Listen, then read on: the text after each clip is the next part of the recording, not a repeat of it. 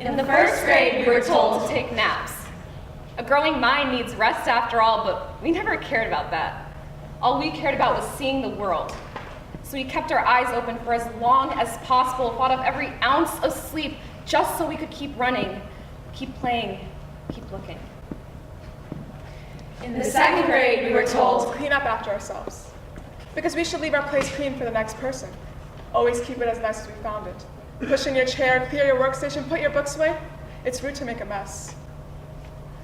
In the third grade, we were told to tell an adult if something is wrong, because it's important to seek out help from people with more experience. They always know what's best for us because they were young once too. In the fourth grade, we were told to give everyone a chance. Everyone has a story. And you shouldn't make fun of your classmate with the stutter, or the boy with the off-brand shoes, or the girl with the bindi on her forehead. In the fifth grade, we were told to follow our dreams. That if we put our mind to it, anything is possible. We could be a doctor, star athlete, or even the president. That we can make all our dreams a reality, that the world is at our fingertips, that a dream is a wish the heart makes. But this wish could come true. In the sixth grade, we were told to grow up. That crying when we were sad, letting out a sigh in frustration, screaming when we felt ignored, wasn't mature. No more throwing temper tantrums or giving your parents an earful. We were getting older. Time to start acting like it. In the seventh grade, we learned not to grow up. That sex, cigarettes, and R-rated movies didn't make us old, cool, or mature. There was only a set amount of time before we opened our eyes to the cruelty of reality. And once they're open, it's impossible to close them again. We find ourselves missing the times when the only thing we would carry is the feather-like weight of our backpack straps on our shoulders. In the eighth grade, we learned not to follow our dreams. Because when we caught ourselves daydreaming in class, our teachers told us to focus. On what? The lesson?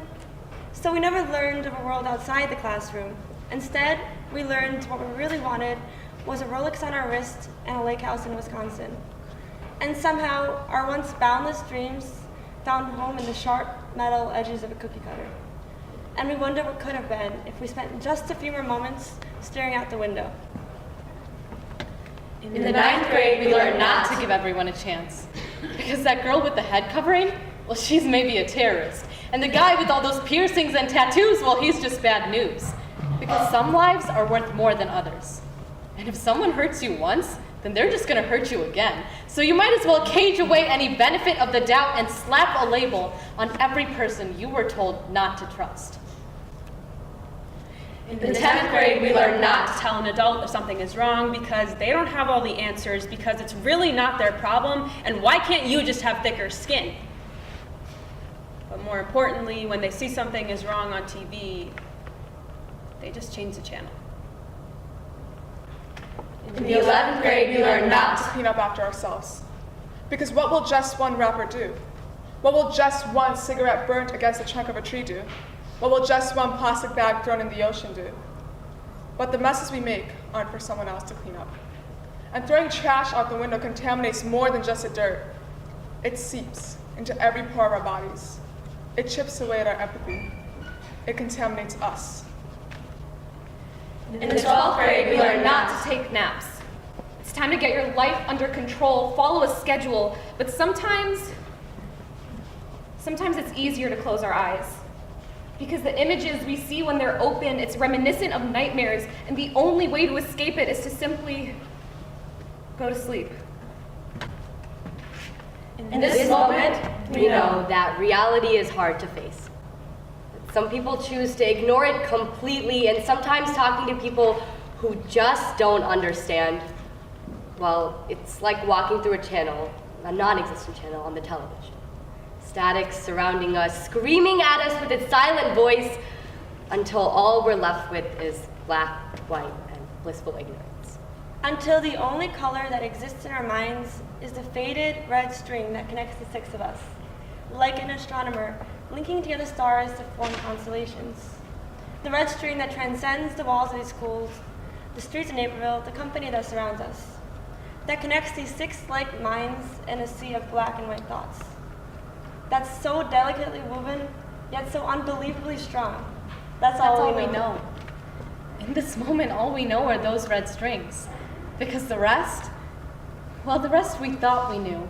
We thought we knew how to clean up after ourselves and give everyone a chance, but now we're not so sure if that's how the world really works. We're not so sure what to believe or who to believe in because we always end up being disappointed when we wake up and realize we were wrong. All we do know, all we really know is that we have these red strings. These tiny red strings. But eventually, sooner rather than later, these strings will break. Because string can only stretch so far when space, life, and college get in the way. But at the end of the day, we will still have these strings, these tiny red strings, to carry around in our pockets, wear on our wrists, and tie to our shoelaces. These tiny red strings that will remind us that No matter where we are, Who we become, What we do. the people that grab the other end of that tiny red string, those people still exist.